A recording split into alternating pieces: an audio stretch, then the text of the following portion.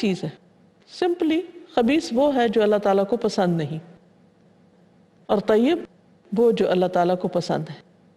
خبیث کسی بھی چیز میں خباثت، خواہ وہ انسان کے اندر ہو، خواہ وہ انسان کے عقیدے میں ہو، یا اس کے اخلاق میں ہو، اعمال میں ہو، عبادات میں ہو، کہیں بھی کوئی ایسی چیز جو اللہ تعالیٰ کی مرضی کے مطابق نہیں، وہ خبیث ہے. اس کے برعکس انسان کے اندر جو اللہ نے تقویٰ رکھا ہے اور یا اچھے برے کی پہچان رکھی ہے، اور اس کے ساتھ کام لیتے ہوئے انسان اپنے عقیدے کو، اپنے اعمال کو، اخلاق کو، عبادات کو، طرز عمل کو اچھا بناتا ہے، پاکیزہ بناتا ہے، تو یہ چیز اللہ تعالیٰ کو پسند آتی ہے، اور یہی تمام چیزیں طیب میں آ جاتی ہیں. انسان بعض اوقات زندگی میں محنت کرتا ہے، جدوجہد کرتا ہے، لیکن اس کی ڈائریکشن درست نہیں ہوتی، اور وہ بہت سی ناپاک چیزیں، ناپسندیدہ چیزیں اپنے لیے اکٹھی کر لیتا ہے، اور بعض اوقات اس پہ خوش بھی ہوتا ہے. مثلا حرام مال، حرام طریقے سے کمایا ہوا مال، خواہ وہ کتنا ہی کثیر کیوں نہ ہو، کتنا ہی زیادہ کیوں نہ ہو، لیکن اگر انسان وہ سارے کا سارا بھی اللہ کے راستے میں صدقہ کرتا ہے تو وہ اس سے قبول نہیں ہوتا، اس پر ایک نیکی بھی اس کو نہیں ملتی. تو اس لیے انسان خواہ تھوڑا کام کرے لیکن وہ درست طریقے پر کرے، اس بات کا دھیان رکھے کہ جو وہ کر رہا ہے کیا وہ اللہ تعالیٰ کا بھی منظور نظر ہے یا نہیں، اس کی بھی رضا کا کام ہے یا نہیں. قرآن مجید میں اس اصول کو سمجھانے کے لیے بہت سی چیزوں کی مثالیں بھی دی گئی ہیں. مثلا مکھی کی مثال دی گئی. ایک طرف اچھی مکھی ہے، طیب مکھی جسے شہد کی مکھی کہا جاتا ہے، اور دوسری طرف گندی مکھی. جو شہد کی مکھی ہے وہ پھولوں پر بیٹھتی ہے، رس چوستی ہے، پھولوں کو ڈیمیج نہیں کرتی، یعنی اپنا کام کر کے آ جاتی ہے، لیکن پھول ویسے کے ویسے کھلے ہوئے ہوتے ہیں اور ان کو کوئی نقصان نہیں ہوتا. اور جو وہ رس لے کر آتی ہے، اس سے جو کچھ وہ تیار کرتی ہے وہ بھی انسانوں کے لیے شفا کا باعث ہی نہیں، فائدہ ہی فائدہ ہے اس میں. اس کے برعکس گندی مکھی گندی چیزوں پر بیٹھتی ہے، انسان کے جسم پر اگر بیٹھتی ہے تو انسان کے لیے ناگواری کا احساس ہوتا ہے، اور پھر وہ اپنے جراثیم چھوڑ کر جاتی ہے جس کے نتیجے میں بیماریاں پھیلتی ہیں. مکھی دونوں مکھی ہیں، سائز بھی عام طور پر ایک جیسا ہی ہوتا ہے، لیکن ایک وہ چیز لا رہی ہے جس سے شفا ہے، اور دوسری وہ لا رہی ہے جو بیماری ہے. اسی طرح درختوں میں اللہ تعالیٰ نے مثال دی کہ شجرہ طیبہ اور شجرہ خبیثہ. شجرہ طیبہ کیا ہے؟ مومن کی مثال اس سے دی، پاکیزہ کلمے کی مثال.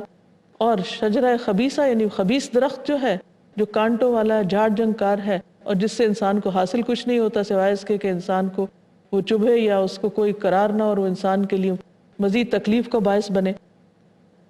تو یہ تمام چیزیں عقل والوں کے لیے، بصیرت والوں کے لیے بہت زبردست مثالیں ہیں جو قرآن مجید میں دے کر ان کو سمجھایا گیا ہے کہ وہ صحیح راستے کا انتخاب کریں. جیسے یہاں فرمایا فاتقوا اللہ یا اولی الالباب، اے عقل والو اللہ سے ڈرو، اور اللہ سے ڈر کر صحیح راستے اور صحیح چیز کا انتخاب کرو تاکہ تم کامیاب ہو سکو.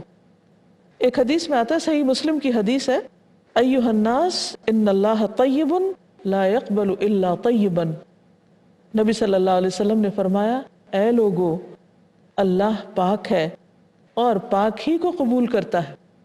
لہذا پھر ہمیں کیا کرنا چاہیے کہ پاک ہی کو اختیار کرنا چاہیے اور پاکیزہ راستوں پر ہی چلنا چاہیے. جس طرح حیوانوں میں یا پودوں کے اندر پاک اور طیب اور دوسری طرف خبیث اور ناپاک ہیں، اسی طرح انسانوں کے اندر بھی دو طرح کے لوگ ہوتے ہیں، بعض خبیث ہوتے ہیں، بعض طیب ہوتے ہیں. قرآن مجید سورۃ النور آیت 26 میں اللہ تعالیٰ فرماتے ہیں، الخبیثات للخبیثین والخبیثون للخبیثات والطیبات للطیبین والطیبون للطیبات.